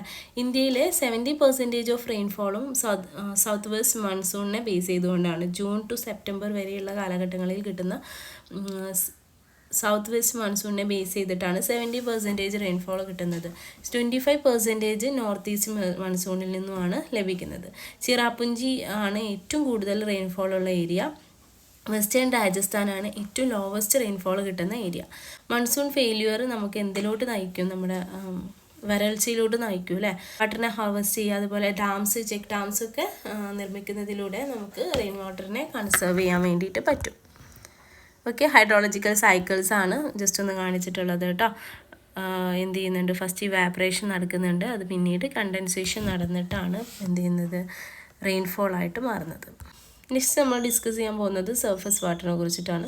It include lakes, ponds and rivers. Main rivers Ganga, Yamuna, Sindhu, Brahmaputra, Godavari, Krishna, Kaveri, Narmada. Rivers like Ganga, Yamuna, Sindhu, Brahmaputra are perennial. Perennial means വർഷം മുഴുവനും അതിൽ വെള്ളം ഉണ്ടായിരിക്കും അല്ലേ. Because they are fed by melting Himalayan snow. Water എന്താ? ഗ്രൗണ്ട് വാട്ടർ എന്ന് പറഞ്ഞാൽ എർത്തിൻ്റെ അണ്ടറിൽ ഡീപ്പായിട്ട് കാണുന്ന വാട്ടറുകളെയാണ് നമ്മൾ ഗ്രൗണ്ട് വാട്ടർ എന്ന് പറയുക അല്ലേ. അത് നമ്മൾ എങ്ങനെയാണ് കിട്ടുന്നത്? കിണറൊക്കെ കുഴിച്ചിട്ടാണ് കിട്ടുന്നത് അല്ലേ. നമ്മൾ മെയിൻലി യൂസ് ചെയ്യുന്നത് എന്തിനെ ബേസ് ചെയ്തിട്ടാണ്? നമ്മൾ സർഫസ് വാട്ടറാണോ മെയിൻലി യൂസ് ചെയ്യുന്നത്? അതൊക്കെ ഒരു പരിധി ഉണ്ട് അല്ലേ. റിവേഴ്സിൽ നിന്നൊക്കെ നമ്മൾ വെള്ളം യൂസ് ചെയ്യുന്നതിനൊക്കെ ഒരു പരിധി ഉണ്ട്. നമ്മൾ മെയിൻലി യൂസ് ചെയ്യുന്നത് ഗ്രൗണ്ട് വാട്ടറിനെയാണ് അല്ലേ. അതായത് കിണറൊക്കെ കുഴിച്ചിട്ടല്ലേ നമ്മൾ വെള്ളം യൂസ് ചെയ്യുന്നത് നമ്മൾ വീടുകളിലൊക്കെ. അപ്പോൾ ഡൊമസ്റ്റിക്, ഇൻഡസ്ട്രിയൽ, അഗ്രികൾച്ചർ യൂസിനൊക്കെ നമ്മൾ മെയിൻലി യൂസ് ചെയ്യുന്നത് എന്താണ്? ഗ്രൗണ്ട് വാട്ടറാണ്. ഗ്രൗണ്ട് വാട്ടർ വളരെ പ്യുവർ ആയിട്ടുള്ളതാണല്ലേ. അതുപോലെ തന്നെ നമുക്ക് യൂസ് ചെയ്യാൻ പറ്റുന്നതുമാണ്. എപ്പോൾ വരെ നമ്മളത് പൊല്യൂട്ട് ആക്കിയിട്ടില്ല എങ്കിൽ നമുക്കത് എന്താണ്? ഭയങ്കര പ്യുവർ ഫോമാറ്റിലുള്ള വാട്ടറാണ് അല്ലേ. ഇത് മെയിൻലി ഫോം ചെയ്യുന്നത് എങ്ങനെയാണ്? റെയിൻ വാട്ടർ സോയിലിൽ പെർലൊക്കേറ്റ് ചെയ്തിട്ടാണ് അത് ഫോം ചെയ്യുന്നത് അല്ലേ. അതായത് റെയിൻ വാട്ടർ മണ്ണിലൂടെ എന്ത് ചെയ്യും? ഊർന്നിറങ്ങിയിട്ടാണ് അത് ഫോം ചെയ്യുന്നത്. സോയിലിനെ നമ്മൾ കൺസിഡർ ചെയ്യുകയാണെങ്കിൽ അതിന് മെയിൻലി 2 സോൺസ് ഉണ്ട്. എയറേഷൻ സോണ്, അത് ഡ്രൈ ആയിരിക്കും. സാച്ചുറേഷൻ സോൺ, അത് വെറ്റ് ആയിരിക്കും. സാച്ചുറേഷൻ സോണിലാണ് നമ്മൾ ഗ്രൗണ്ട് വാട്ടർ സ്റ്റോർ ചെയ്യാറുള്ളത്. എങ്ങനെയാണ് വാട്ടർ സ്കാർസിറ്റി നമുക്ക് കൺട്രോൾ ചെയ്യാൻ പറ്റുക? അതിനാവശ്യമായിട്ടുള്ള സ്റ്റെപ്സുകൾ എന്തൊക്കെയാണെന്നാണ് പറയുന്നത് കേട്ടോ. അപ്പോൾ നമുക്ക് എങ്ങനെയാണ് വാട്ടർ സ്കാർസിറ്റി കൺട്രോൾ ചെയ്യാം? നമുക്ക് റെയിൻ വാട്ടർ പ്രൊട്ടക്റ്റ് ചെയ്യാം അല്ലേ.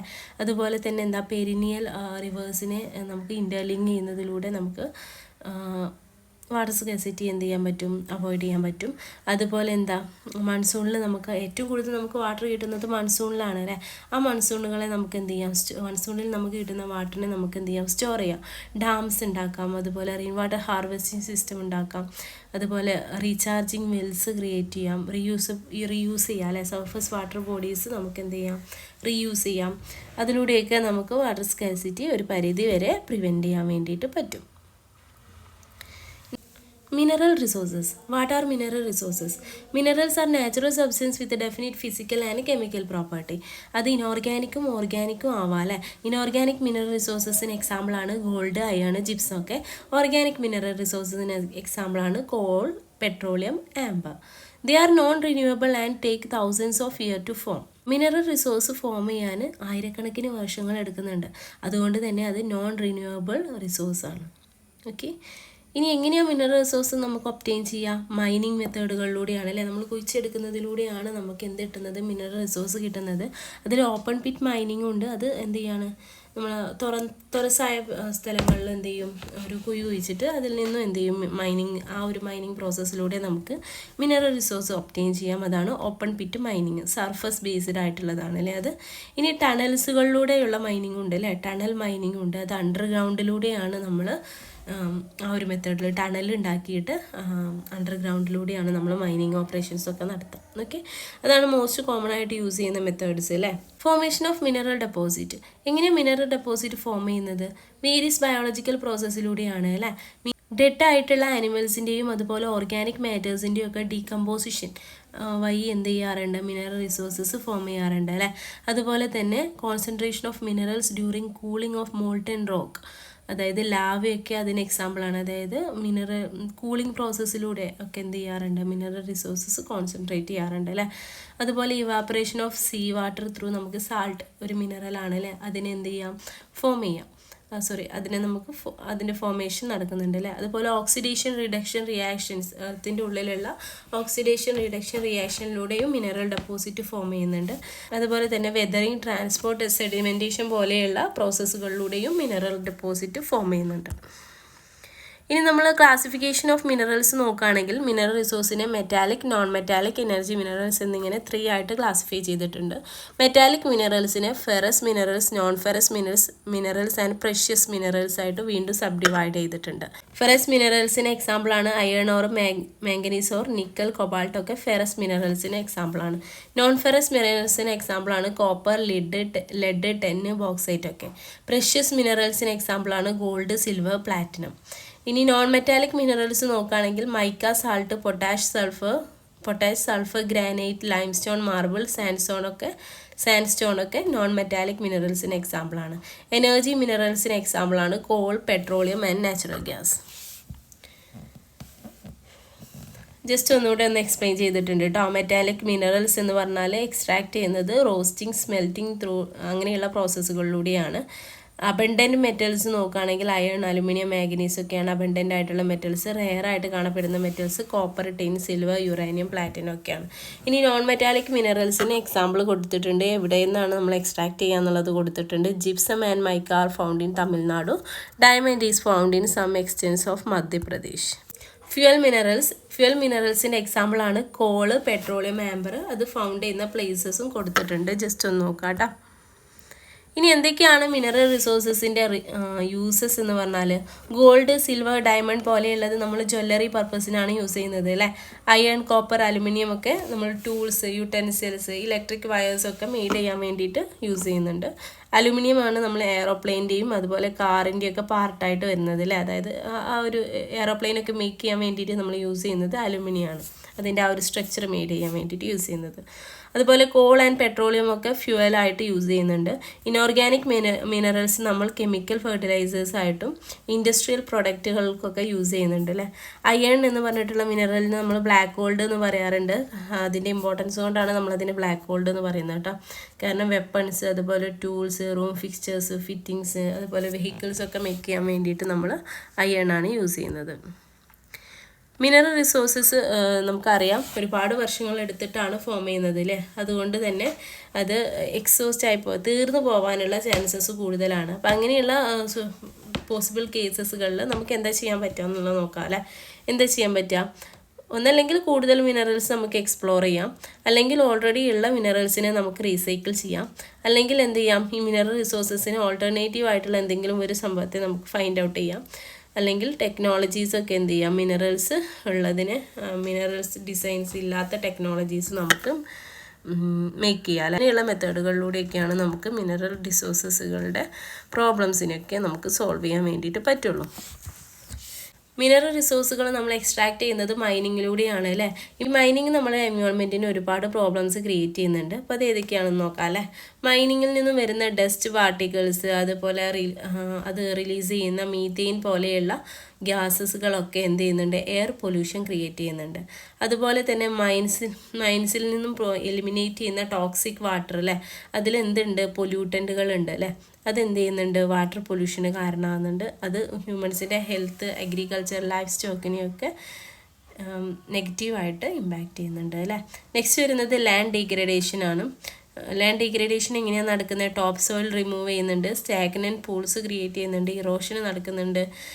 അതുകൊണ്ട് തന്നെ വെജിറ്റേഷൻസ് ഒന്നും ഗ്രോ ചെയ്യില്ല അല്ലേ.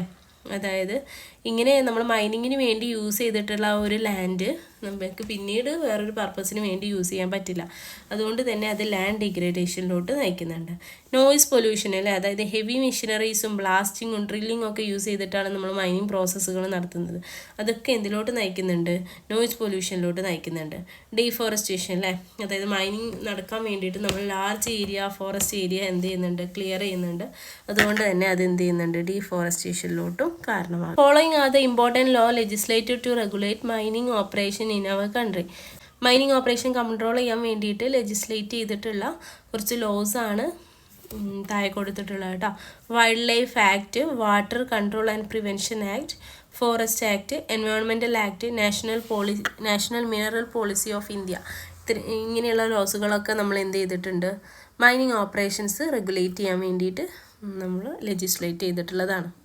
നെക്സ്റ്റ് നമ്മൾ ഡിസ്കസ് ചെയ്യാൻ വേണ്ടി പോകുന്നത് ഫുഡ് റിസോഴ്സുകളെ കുറിച്ചിട്ടാണ്. എന്താ ഫുഡ് റിസോഴ്സ് എന്ന് പറഞ്ഞാൽ? ഫുഡ് അല്ലേ, നമ്മുടെ നോർമലി നമ്മൾ സർവൈവ് ചെയ്യാൻ വേണ്ടിയിട്ട് നമ്മൾ കഴിക്കുന്ന ഫുഡുകൾ അല്ലേ. അപ്പോൾ it is the second most important basic needs after water. Early human hunted and gathered food from forest. Later began agriculture and domestication of animals. Today food includes crops, fish, seafood, milk, meat and mushroom. Main sources of food. അഗ്രികൾച്ചറാണ് major food source ആയിട്ട് വരുന്നത് അല്ലേ. Agricultural productivity increase ചെയ്യാൻ വേണ്ടിയിട്ട് നമ്മൾ better irrigation plans, അതുപോലെ high yielding seeds, farm മെക്കനൈസേഷനൊക്കെ use ചെയ്യുന്നുണ്ട് അല്ലേ. അത് ത്രൂ നമുക്ക് എന്ത് ചെയ്തിട്ടുണ്ട്, നമ്മുടെ അഗ്രികൾച്ചറിൽ പ്രൊഡക്ടിവിറ്റി വലിയ എമൗണ്ടിൽ ഇൻക്രീസ് ചെയ്തിട്ടുണ്ട് അല്ലേ. ഇത് മെയിൻലി ഫേസ് ചെയ്യുന്ന പ്രോബ്ലംസ് ഏതൊക്കെയാണ്? Soil erosion, desertification, farm land conversion, അതൊക്കെ ലോവർ ഫുഡ് പ്രൊഡക്ഷന് കാരണമാകുന്നുണ്ട് അല്ലേ. സോയിൽ ഇറേഷൻ ഉണ്ടായി കഴിഞ്ഞാൽ ഫെർട്ടിലിറ്റി കുറയും, ഫെർട്ടിലിറ്റി കുറഞ്ഞാൽ നമ്മൾ ഉദ്ദേശിച്ച പ്രൊഡക്ടിവിറ്റി നമുക്ക് കിട്ടില്ല അല്ലേ.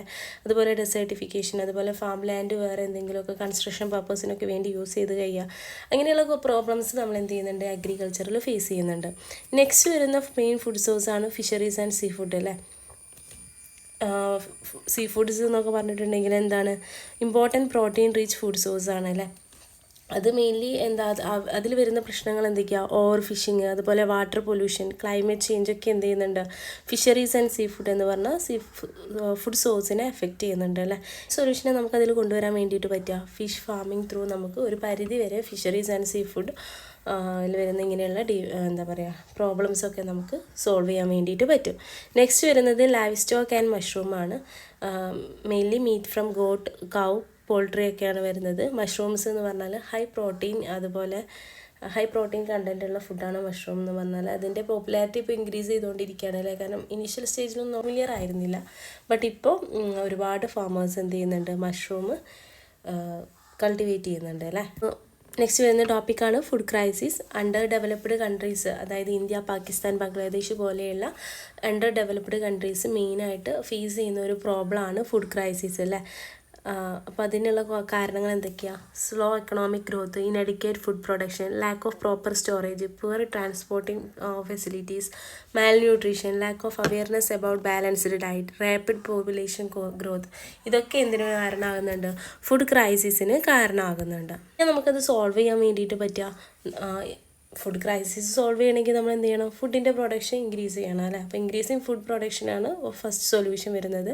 പിന്നീട് നമുക്ക് എന്താ ചെയ്യാൻ പറ്റുക? അഗ്രികൾച്ചറൽ മാനേജ്മെൻറ്റ് നമ്മൾ ഇമ്പ്രൂവ് ചെയ്യുന്നതിലൂടെയും നമുക്ക് ഫുഡ് ക്രൈസിസ് ഒരു പരിധി വരെ തടയാൻ വേണ്ടിയിട്ട് പറ്റും അല്ലേ?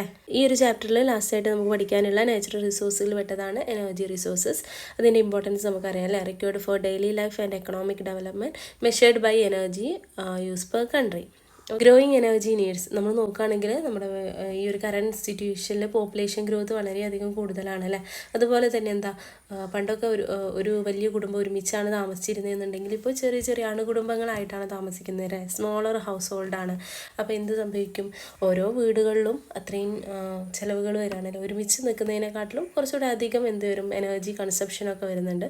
അതുപോലെ ഇൻഡസ്ട്രിയൽ എക്സ്പാൻഷൻ വരുന്നുണ്ട്. ഇൻഡസ്ട്രിയൽ എക്സ്പാൻഷൻ വരുന്നതോടുകൂടെ തന്നെ ഒന്നുകൂടെ എന്ത് ചെയ്യാൻ വേണ്ടിയിട്ട് ഷോക്കൊക്കെ വേണ്ടിയിട്ട് ഒരുപാട് ലൈറ്റ്സും കാര്യങ്ങളൊക്കെ നമ്മൾ യൂസ് ചെയ്യുന്നുണ്ട് അല്ലേ? അതുപോലെ തന്നെ എന്താ rising income and power usage, more electronic appliances ഒക്കെ എനർജി നീഡ്സ് കൂടാനുള്ള കാരണമായിട്ടുണ്ട് അല്ലേ? അതായത് നമ്മൾ ഓവറായിട്ട് എന്ത് ചെയ്യുന്നുണ്ട്? യൂസ് ചെയ്യുന്നുണ്ട്. ഇലക്ട്രിസിറ്റി ആണെങ്കിലും അങ്ങനെയുള്ള എനർജീസൊക്കെ കുറച്ചുകൂടെ ഓവറായിട്ട് യൂസ് ചെയ്യുന്നത് കൊണ്ടാണ് നമുക്ക് എന്ത് ചെയ്യുന്നത്? എനർജി വീണ്ടും ആവശ്യമായിട്ട് വരുന്നത്. ഓക്കെ, അതുപോലെ തന്നെയാണ് ഇപ്പോഴത്തെ ക്ലൈമറ്റ് നോക്കുകയാണെങ്കിൽ സമ്മറിലൊക്കെ ഭയങ്കര ഹോട്ടാണ് അല്ലേ? അപ്പോൾ നമുക്ക് എന്താ AC ഇല്ലാണ്ട് പറ്റില്ല എന്നുള്ള ഒരു കണ്ടീഷനിലോട്ട് എത്തിയിട്ടുണ്ട്. അപ്പം അങ്ങനെ ഓവറായിട്ടുള്ള ഇലക്ട്രോണിക് അപ്ലയൻസസിൻ്റെ ഒക്കെ യൂസേജ് ത്രൂവും എന്ത് ചെയ്യുന്നുണ്ട്? നമുക്ക് എനർജിയുടെ ഷോർട്ടേജ് അനുഭവപ്പെടുന്നുണ്ട്. എനർജി റിസോഴ്സുകളെ നമുക്ക് രണ്ടായിട്ട് തരംതിരിക്കാം അല്ലേ? Non renewable energy resources and renewable energy resources. Non renewable energy റിസോഴ്സസിൽ വരുന്നതാണ് coal, petroleum, natural gas, electricity, atomic എനർജിയൊക്കെ. ഇനി റിന്യൂവബിൾ എനർജി റിസോഴ്സിൽ വരുന്നതാണ് wood, solar energy, wind and hydro electrical power, wave, biogas, agricultural waste, geo thermal എനർജിയൊക്കെ renewable energy റിസോഴ്സിൽ വരുന്നതാണ്. ഇനി എന്താണ് നോൺ റിന്യൂവബിൾ എനർജി റിസോഴ്സസും റിന്യൂവബിൾ എനർജി റിസോഴ്സസും എന്നുള്ളത് നോക്കാം അല്ലേ? Non renewable energy resources which get depleted on continued large scale use finally become completely exhausted in few decades is called non-renewable energy resources. അതായത് നമ്മൾ യൂസ് ചെയ്ത് കഴിഞ്ഞാൽ അത് തീർന്നു പോകുന്നത് അല്ലേ? അതായത് നോൺ റിന്യൂവബിൾ എനർജി റിസോഴ്സുകൾ നമുക്ക് എന്ത് ചെയ്യാൻ പറ്റില്ല? വീണ്ടും ഇങ്ങനെ ഉണ്ടാക്കിയെടുക്കാൻ പറ്റില്ല. കാരണം അത് ഫോം ചെയ്യാനൊരു 1000 years ഒക്കെ എടുത്തിട്ടുണ്ട്. അപ്പം അത്രയും കാലം കൊണ്ട് ഫോം ചെയ്തൊരു സാധനം നമ്മൾ ഓവറായിട്ട് യൂസ് ചെയ്ത് കഴിഞ്ഞാൽ അത് തീർന്നു പോകില്ലേ? വീണ്ടും അത് ഫോം ചെയ്യണമെങ്കിൽ വീണ്ടും ഒരു 1000 years വേണം. ഓക്കെ, അപ്പോൾ അങ്ങനെ നമുക്ക് റീപ്ലേസ് ചെയ്യാൻ പറ്റാത്തതിനെയാണ് നമ്മൾ നോൺ റിന്യൂവബിൾ എനർജി സോഴ്സസ് എന്ന് പറയാം. Non renewable energy sources mainly 2 types ആണുള്ളത്: fossil fuel and atomic power. Fossil ഫ്യൂവലിൻ്റെ അണ്ടറിൽ വരുന്നതാണ് crude oil or petroleum, natural gas and coal. Non renewable energy റിസോഴ്സിനെ രണ്ടായിട്ട് തരംതിരിച്ചിട്ടുണ്ട് അല്ലേ? Fossil fuels formed from the remains of plants and animals buried deep underground for thousands of years.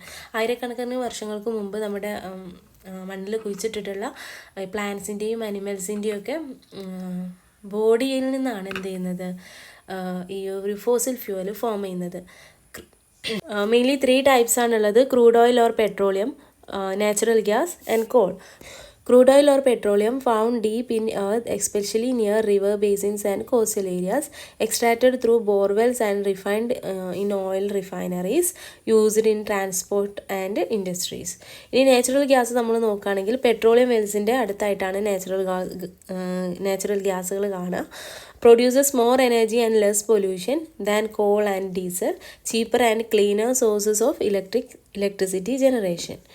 Third one വരുന്നത് കോളാണ് most commonly used fossil fuel, major environmental polluter due to smoke and green house gases. Nuclear fission എന്ന് പറഞ്ഞത് ഒരു exothermic റിയേഷൻ ആണ്. ആ nuclear fission നടക്കുന്ന സമയത്ത് high amount of temperature എന്ത് ചെയ്യും? നമ്മൾ ഹീറ്റ് പുറന്തള്ളും. അപ്പോൾ ആ ഹീറ്റ് യൂസ് ചെയ്തിട്ട് നമ്മൾ എന്ത് ചെയ്യും? വാട്ടറിനെ സ്റ്റീമായിട്ട് മാറ്റും. ആ സ്റ്റീം യൂസ് ചെയ്തിട്ട് നമ്മൾ ടർബൈൻ റൊട്ടേറ്റ് ചെയ്യിപ്പിക്കും. അങ്ങനെ നമ്മൾ ജനറേറ്റ് ഇലക്ട്രിസിറ്റി പ്രൊഡ്യൂസ് ചെയ്യും. ഓക്കെ, എന്താണ് അഡ്വാൻറ്റേജസ്? ലോ എയർ പൊല്യൂഷൻ ആണ് അല്ലേ? അതുപോലെ തന്നെ cheaper fuel transport than call ആണ്. അതുപോലെ producers large amount of energy. ഒരു ചെറിയ ക്വാണ്ടിറ്റി പ്ലൂട്ടോണിയം അല്ലെങ്കിൽ യുറേനിയം 235 ഉണ്ടായാൽ തന്നെ നമുക്ക് large amount of energy produce ചെയ്യാൻ വേണ്ടിയിട്ട് പറ്റും. ഇനി അതിന് കുറച്ച് ഡിസഡ്വാൻറ്റേജസ് ഉണ്ട് അല്ലേ? മോസ്റ്റ്ലി വരുന്നത് അതിൻ്റെ സേഫ്റ്റിയാണ്. Nuclear waste is hard to dispose, thermal pollution is high, radiation risk to worker and near by residence, accident can cause severe damage, high cost for building and maintaining plants, uranium is scarce, and ചെറിയൊരു amount ഉണ്ടെങ്കിൽ തന്നെ നമുക്ക് high amount of electricity produce ചെയ്യാൻ വേണ്ടിയിട്ട് പറ്റൂലേ. But എന്നിരുന്നാലും നമുക്ക് നോക്കിയിട്ടുണ്ടെങ്കിൽ കാണാം, നമ്മൾ യൂഷ്വലി ന്യൂക്ലിയർ പവർ എല്ലായിടത്തും ഒന്നും കാണുന്നില്ല അല്ലേ. ന്യൂക്ലിയർ പവർ പ്ലാന്റുകൾ വളരെ ലിമിറ്റഡ് എമൗണ്ടിലേ ഉള്ളൂ. എന്തുകൊണ്ടാണ് അങ്ങനെ? എത്ര എമൗണ്ട് ഓഫ് എനർജി പ്രൊഡ്യൂസ് ചെയ്യാൻ പറ്റുമെങ്കിൽ നമുക്കതല്ലേ നല്ലേ. പക്ഷെ അതില്ലാത്തതിൻ്റെ കാരണം എന്താ?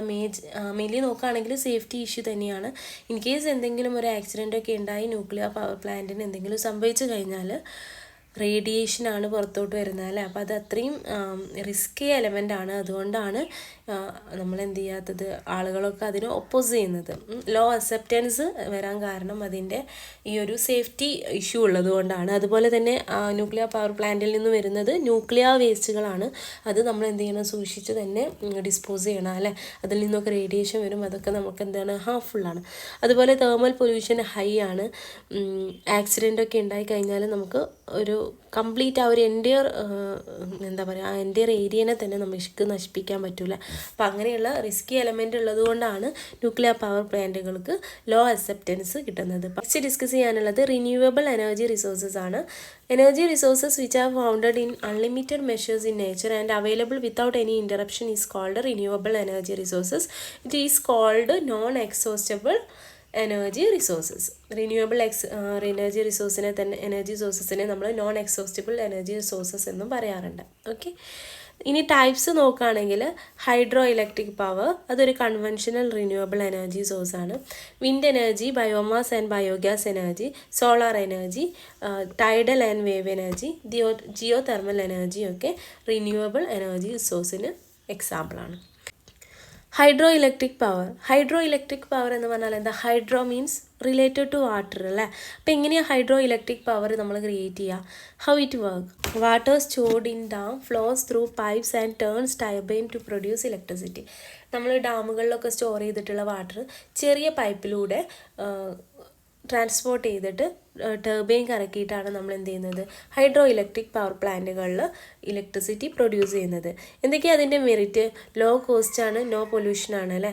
അതുപോലെ തന്നെ എന്താ, ഫ്ലഡൊക്കെ കൺട്രോൾ ചെയ്യാനും ഈ ഡാമുകളിൽ സ്റ്റോർ ചെയ്ത് വെച്ചിട്ടുള്ള ഈ ഒരു വാട്ടർ, അതായത് നമ്മൾ ഇലക്ട്രിസിറ്റി പ്രൊഡ്യൂസ് ചെയ്തതിന് ശേഷമുള്ള ആ വാട്ടർ നമുക്ക് എന്ത് ചെയ്യാം, പൊല്യൂഷനൊന്നും ഇല്ലാത്ത വാട്ടറാണ് അല്ലേ. അത് നമുക്ക് ഇറിഗേഷൻ പർപ്പസിനൊക്കെ വേണ്ടിയിട്ട് യൂസ് ചെയ്യാം. ഡിമെറിറ്റ്സ് എന്തൊക്കെയാണ്? ഈ ഡാം കൺസ്ട്രക്ട് ചെയ്യുക എന്നുള്ളത് എന്താണ്, ഹൈ കോസ്റ്റ് വരുന്നൊരു കാര്യമാണ് അല്ലേ. അതുപോലെ തന്നെ ഒരു ഡാം ഉണ്ടാക്കണമെങ്കിൽ എന്തൊക്കെ ആവശ്യമുണ്ട്? നമുക്ക് ഫോറസ്റ്റ് ഏരിയാസിലാണ് മെയിൻലി നമ്മൾ ഡാം ഉണ്ടാക്കാറുള്ളത് അല്ലേ. അപ്പം അങ്ങനെയുള്ള കേസുകളിൽ ഡിഫോറസ്റ്റേഷൻ നടക്കും അവിടെ. പിന്നെ അതുപോലെ ഡാം ക്രിയേറ്റ് ചെയ്യുന്ന സ്ഥലങ്ങളിലുള്ള ജനങ്ങളെ നമുക്ക് എന്ത് ചെയ്യണം, മാറ്റി പാർപ്പിക്കണം.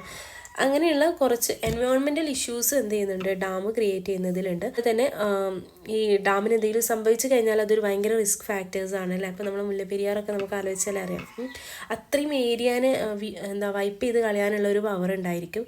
അപ്പോൾ അങ്ങനെയുള്ള ഒരു റിസ്കി എലമെൻസും എന്തിലുണ്ട്, ഈ ഡാമിൻ്റെ കേസിലുണ്ട്. വിൻഡ് എനർജി നമ്മൾ ക്രിയേറ്റ് ചെയ്യുന്നത് വിൻഡ് മിൽസ് യൂസ് ചെയ്തിട്ടാണ് അല്ലേ. വിൻഡ് മിൽസിൻ്റെ ആ ഒരു ബ്ലേഡ്സിനെ റൊട്ടേറ്റ് ചെയ്യാൻ വേണ്ടിയിട്ടാണ് നമ്മൾ വിൻഡ്സ് യൂസ് ചെയ്യുന്നത്, ഈ ഒരു വിൻഡ് യൂസ് ചെയ്യുന്നത്. അങ്ങനെ ആ ഒരു ബ്ലേഡ് റൊട്ടേറ്റ് ചെയ്യുമ്പം അതുമായിട്ട് കണക്ട് ചെയ്തിട്ടുള്ള ടർബൈനും റൊട്ടേറ്റ് ചെയ്യും. അങ്ങനെ നമുക്ക് എന്ത് ചെയ്യാൻ പറ്റും, ഇലക്ട്രിസിറ്റി ജനറേറ്റ് ചെയ്യാൻ വേണ്ടിയിട്ട് പറ്റൂലേ. ബെസ്റ്റ് ആയിട്ടുള്ള ലൊക്കേഷൻ കോസ്റ്റൽ ഏരിയാസിലും അതുപോലെ ഹിൽ ടോപ്പുകളിലുമാണ്. അറൗണ്ട് 15 km/hലെങ്കിലും വിൻഡ് ഫ്ലോ ഉള്ള ഏരിയാസുകളിലാണ് നമ്മൾ യൂഷ്വലി വിൻഡ് മില്ലുകൾ സ്ഥാപിക്കാറുള്ളത്.